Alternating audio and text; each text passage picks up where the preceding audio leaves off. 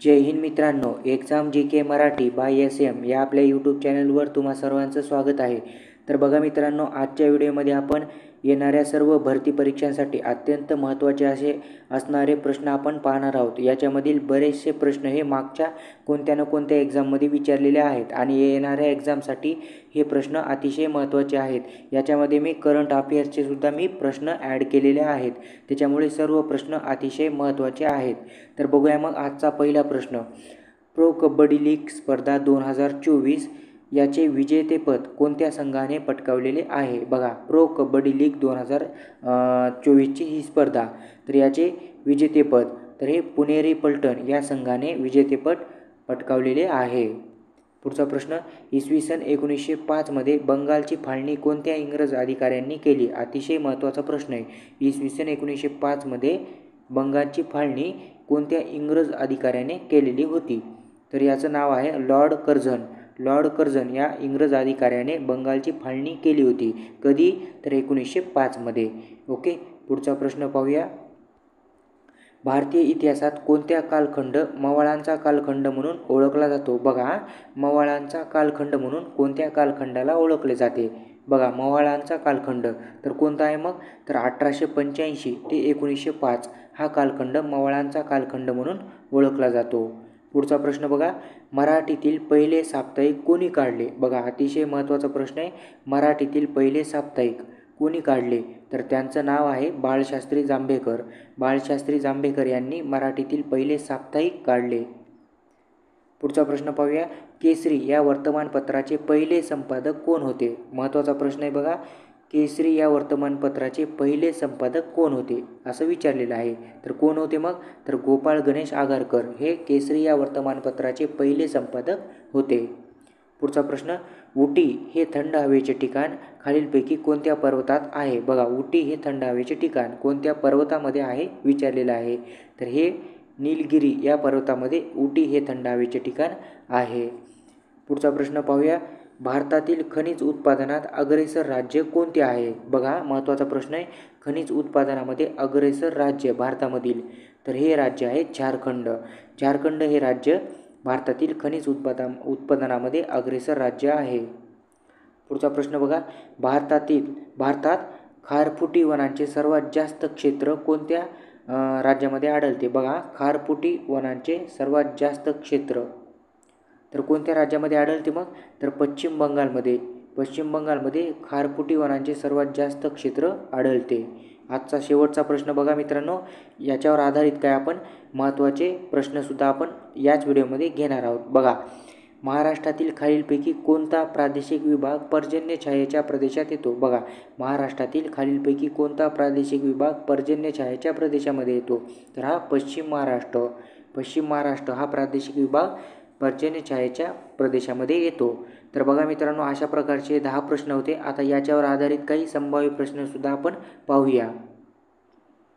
तर बघा मित्रांनो, आता इथे काही आपण कलम घेतलेले आहेत आणि हे कलम मागच्या कोणत्या ना कोणत्या परीक्षेमध्ये विचारलेले आहेत। तर येणाऱ्या परीक्षेसाठी हे सुद्धा कलम महत्त्वाचे आहेत। तर थोडक्यात काही आपण महत्त्वाचे कलमे पाहूया। तर बघा मग आता राष्ट्रीय आणीबाणी याच्या संदर्भात कोणते कलम आहे मग? तर कलम 352। कलम 352 हे राष्ट्रीय आणीबाणीसाठी आहे। त्याच्यानंतर बघा, राष्ट्रपती राजवट याच्यासाठी कोणतं कलम आहे मग? तर 356। कलम 356 हे राष्ट्रपती राजवटीसाठी आहे। त्याच्यानंतर बघा, कलम 360 कशासंबंधी आहे? तर आर्थिक आणीबाणी संबंधी हे कलम 360 आहे। त्याच्यानंतर बघा, घटना दुरुस्ती संबंधी कोणतं कलम आहे मग? तर घटना दुरुस्ती संबंधी 368 हे कलम आहे। त्याच्यानंतर बघा, निवडणूक आयोगासंबंधी कोणते कलम आहे मग? तर निवडणूक आयोगासंबंधी कलम 324 आहे। त्याच्यानंतर बघा, राष्ट्रीय मतदार दिवस महत्त्वाचा प्रश्न आहे। आताच आपल्या निवडणुका झालेल्या आहेत, त्याच्यामुळे हा प्रश्न विचारू शकतात। तर बघा मग, राष्ट्रीय मतदार दिवस कधी साजरा करण्यात येतो? तर 25 जानेवारी 25 जानेवारी रोजी राष्ट्रीय मतदार दिवस साजरा केला जातो। त्याच्यानंतर बघा, पुढचा महत्त्वाचा पॉईंट आहे, भारताचे राष्ट्रपती यांच्यासंबंधी कोणते कलम आहे? तर कलम 52। कलम 52 हे भारताच्या राष्ट्रपती संबंधी कलम आहे। तर बघा मग, राज्यपालांची नियुक्ती कलम 155 नुसार होते आणि राष्ट्रपती हे राज्यपालांची नियुक्ती करतात कलम 155 नुसार। ओके, अजून काही पुढचे महत्त्वाचे कलम पहा. कलम 14 कशा संबंधी आहे मग, तर कलम 14 हे कायद्यापुढे समानता याच्या संबंधी आहे. त्याच्यानंतर बघा कलम 15 कशा संबंधी आहे, तर धर्म, वंश, जात, लिंग किंवा जन्मस्थान या कारणांवरून भेदभाव करण्यास मनाई याच्या संदर्भात हे कलम 15 आहे. त्याच्यानंतर कलम 16 कशा संदर्भात आहे, तर सार्वजनिक रोजगाराबाबत समान संधी. त्याच्यानंतर कलम 17 कशा संबंधी आहे, तर अस्पृश्यता नष्ट करणे, तर हे कलम 17 आहे.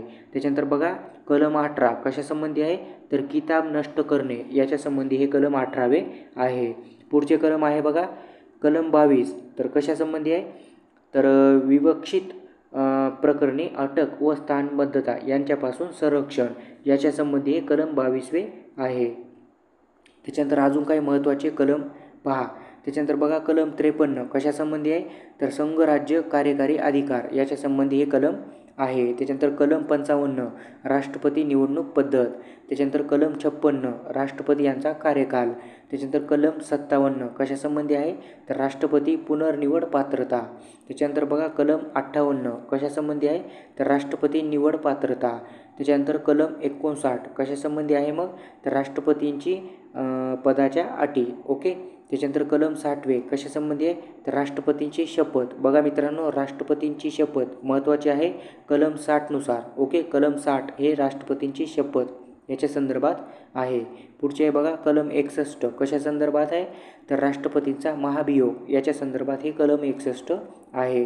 पुढचे आहे बघा कलम 64 कशा संबंधी आहे, तर राज्यसभा पदसिद्ध अध्यक्ष. कलम 65 प्रभारी राष्ट्रपती. त्याच्यानंतर कलम 66 उपराष्ट्रपती निवडणूक. बघा मित्रांनो हे कलम महत्त्वाचं आहे, उपराष्ट्रपती यांची निवडणूक कलम 66.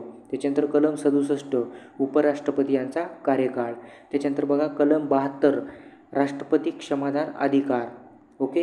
तर बघा मित्रांनो हे सर्व कलम मागच्या कोणत्या ना कोणत्या एक्झाममध्ये आलेले आहेत बरं का, त्याच्यामुळेच मी हे सर्व कलम घेतलेले आहेत. पुढचे बघा कलम 72 राष्ट्रपती क्षमादान अधिकार. पुढचे आहे बघा कलम 74 राष्ट्रपतीला सल्ला देण्यासाठी मंत्रिमंडळ. पुढचे आहे कलम 78 राष्ट्रपतीला माहिती देण्याबाबत पंतप्रधानांचे कर्तव्य. तर अजून काही महत्त्वाचे कलम आहेत बघा. कलम 79 कशा संदर्भात आहे, तर संसदेची रचना. त्याच्यानंतर कलम 81 लोकसभेची रचना आणि कलम 83 संसद कार्यकाळ. ओके. कलम 83. त्याच्यानंतर कलम 84 संसद सदस्य पात्रता. कलम 87 राष्ट्रपती अभिभाषण.